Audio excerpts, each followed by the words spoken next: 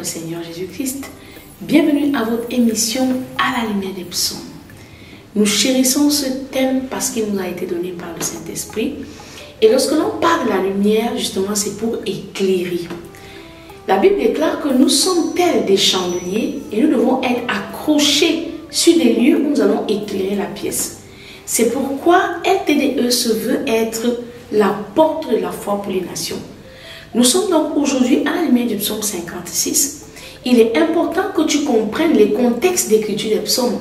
Parce que quoique ayant des caractères de prière, les psaumes restent des exercices d'application de notre foi. C'est pourquoi sur le chemin d'Emmaüs, les trois pans de la parole, la révélation, quand Jésus-Christ veut amener les disciples sur le chemin d'Emmaüs à se rendre compte qu'il s'agit effectivement de lui, il leur ouvre l'esprit pour comprendre la parole, à savoir la loi, les prophètes et les psaumes. Donc lorsque tu comprends les psaumes, c'est un peu comme une source de eau vive, comme une rivière, la même rivière qu'il a mis dans le jardin d'Éden, qui avait 4 bras.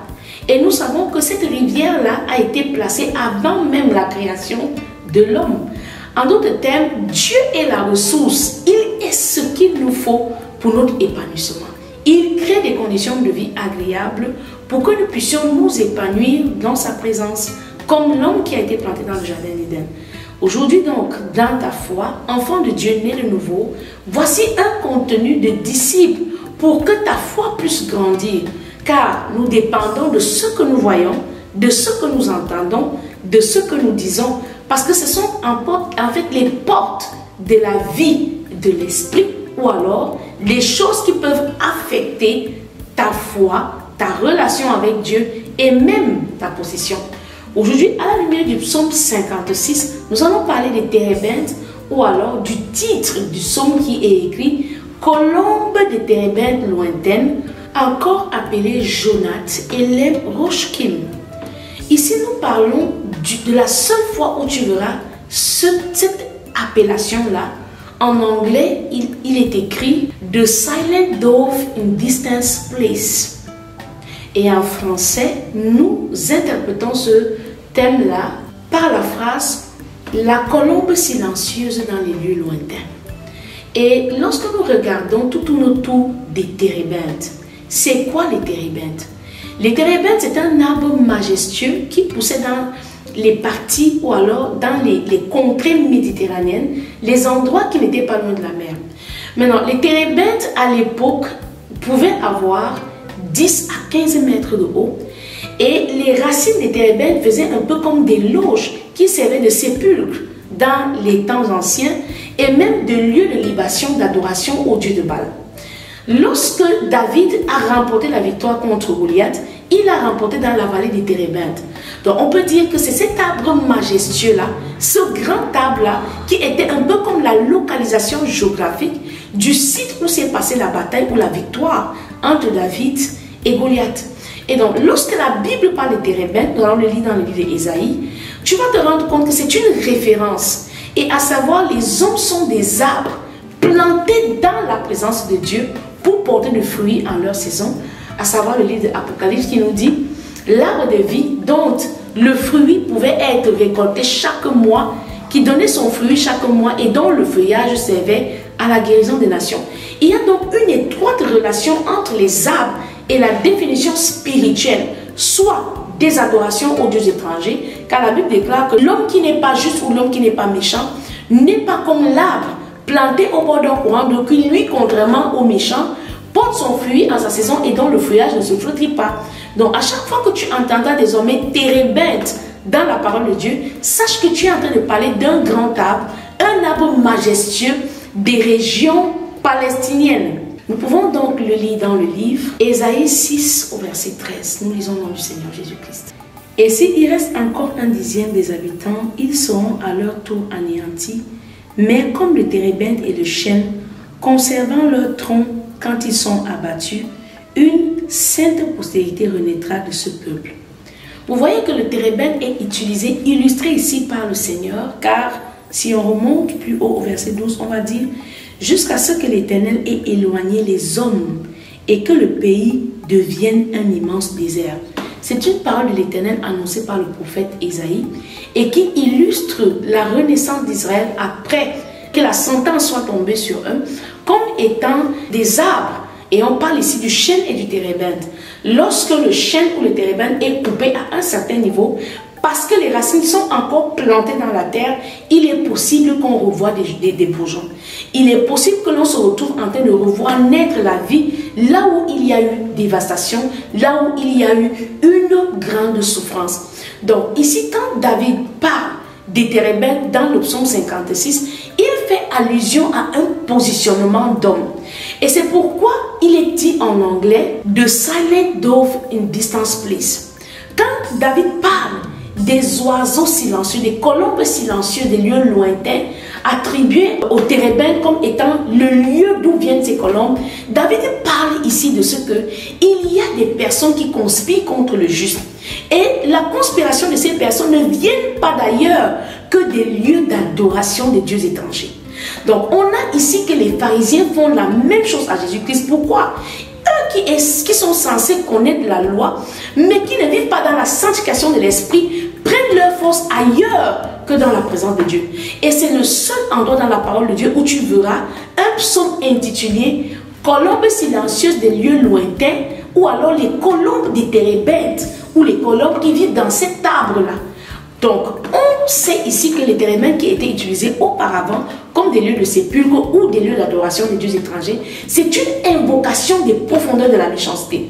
Ou alors des hommes qui auraient dû produire un bon fruit, mais qui, à cause de leur malice du plus profond de leurs entrailles, dans l'intimité de leur cœur, font jaillir la ruse et la malice, comme nous avons parlé dans le psaume précédent, de la perfidie, des entrailles de l'homme où naissent le mal. David donc se retrouve ici dans une situation compromettante face aux Philistins dans le pays de Gath. Nous lisons dans le livre de 1 Samuel chapitre 21 du verset 11 au verset 15 pour que tu comprennes bien comment David se situe dans l'appellation des colombes silencieuses des lieux lointains venant des habitations des térébinthes. David parle ainsi des Philistins qui ont cette malice à l'intérieur d'eux, qui font jaillir cette amertume. Parce que nous savons ici que les térébinthes, c'était un arbre dont on prélevait la sève. La sève, ça produisait un liquide qui est considéré comme de la résine. Donc, nous savons donc que l'homme étant comme un arbre, il ne peut produire que ce qui lui vient de l'intérieur de son cœur. Donc, David fait une comparaison, une métaphore ici, entre les térébinthes et les oiseaux, les colombes silencieuses, dont ces personnes tapées dans l'ombre, qui ont souvent le désir amer de voir tomber le juste et dont la sève qui découle, bien évidemment, les térébinthes produisaient de la résine, mais le fruit qui coule de telles personnes, c'est la malice et la perfidie. Donc, on a une continuité du psaume 55 qui est explicitée par le roi David, des choses qui annoncent que Jésus-Christ va vivre avec les pharisiens. 1 Samuel chapitre 21 du verset 11 au verset 15, nous lisons au nom du Seigneur Jésus-Christ. Les serviteurs d'Achish lui dirent: n'est-ce pas là David, roi du pays? N'est-ce pas celui pour qui l'on chantait en disant: Saül a frappé ses 1000 et David ses 10 000? David prit à cœur ces paroles et il y eut une grande crainte d'Achish, roi de Gath. Et il se montra comme fou à leurs yeux et il fit devant eux des extravagances. Il faisait des marques sur les battants des portes et il laissait couler sa salive sur sa barbe. Achish dit à ses serviteurs: vous voyez bien que cet homme a perdu la raison. Pourquoi me l'amenez-vous? Est-ce que je manque de fou pour que vous m'amenez celui-ci et me rendiez témoin de ses extravagances? Faut-il qu'il entre dans ma maison? Bien-aimé dans le Seigneur, il est important que tu saches que ici, le roi David vient de tuer Goliath dans la vallée des térébinthes. Et donc, les personnes vers qui il se confiait, ceux qui étaient censés le protéger, parce qu'ils cherchaient la faveur de Saül et qu'ils avaient peur du mécontentement de Saül plus que de craindre Dieu, ils ont préféré livrer David.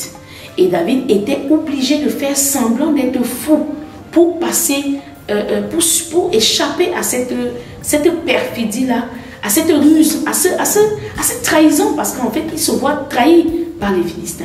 Il faut que tu comprennes, bien-aimé dans le Seigneur, que nous ne sommes pas en train de parler des choses qui sont très loin de nous. Nous pouvons les vivre chaque jour dans notre quotidien. Les personnes à qui nous plaçons notre confiance, très souvent, sont des personnes qui sont prêtes à nous livrer, comme Judas l'a fait. Prêtes à nous trahir, comme ici, on vient de voir les Ziphiens trahir David lorsque Saül le recherche. Celui qui était censé le protéger va donc dire, mais n'est-ce pas Saül qui fait, ce n'est pas David qui a tué Goliath ici? Et donc, il se trouve trahi et obligé de jouer l'ignorant, de jouer l'homme fou pour échapper à la malice de ses adversaires. On a aussi le Seigneur Jésus-Christ qui parle des mêmes types de problèmes de la vie, où il y a des hommes qui se rassemblent contre lui pour essayer de le tuer en tordant les paroles qu'il dit, en les faisant passer pour des paroles de mensonges. Nous savons que les pharisiens ont dit à Jésus-Christ, ce n'est pas par Belzébuth par hasard qu'il délivre. Donc des personnes qui essayaient de transformer l'œuvre que Jésus-Christ devait accomplir sur la croix en l'accusant d'être une mauvaise personne. Pourquoi? Parce que la plupart des personnes qui marchent dans la perfidie ont envie que l'on trouve l'innocent méchant et que eux ils soient pris pour des justes. Pourquoi? À cause des intérêts. C'est pourquoi nous allons lire le livre de Luc 11 au verset 53 et Luc 20 au verset 20. Luc 20, 20, nous lisons au nom du Seigneur Jésus-Christ. Ils se mirent à observer Jésus et ils envoyèrent des gens qui feignaient d'être justes pour lui tendre des pièges et saisir de lui quelques paroles afin de les livrer au magistrat et à l'autorité du gouverneur. Il faut que tu saches, bien-aimé dans le Seigneur, qu'il y aura toujours des indiques. Il y aura toujours des espions qui communiquent avec ta vie et les endroits où on essaie de te tendre un piège pour te faire mourir. Et que tu ne regardes pas à l'apparence, mais que tu enseignes la voie de Dieu selon la vérité. Nous est-il permis ou non de payer le tribut à César? Donc il savait qu'en posant une telle question, il savait qu'en livrant David au roi de la terre, en livrant Jésus-Christ au roi de la terre, pardon, autant pour moi, car le cas est similaire chez David, il savait qu'il venait là de trouver un moyen de le faire tomber. Et c'est la même chose que les Philistins font lorsque David se retrouve au tribunal dans le livre de 1 Samuel. Ils vont l'amener chez Akish et ils vont le présenter comme étant cet ennemi que Saül cherche. Et Akish contrefie par la riposte de David en faisant semblant d'être fou, se retrouve à plutôt gronder ceux qui l'accusent en disant, mais n'avons-nous pas déjà assez de fous pour recevoir un autre fou? Et donc il s'est limité à cette apparence folle-là, parce que c'est la sagesse que Dieu lui avait donnée pour échapper à l'accusation de ceux qui voulaient à tort le faire tuer. Et donc sache que lorsque tu te retrouves accusé, tu n'es pas obligé de te justifier. Tu n'es pas obligé de répondre dent pour dent. Passe pour l'ignorant. Fais semblant d'être inconscient.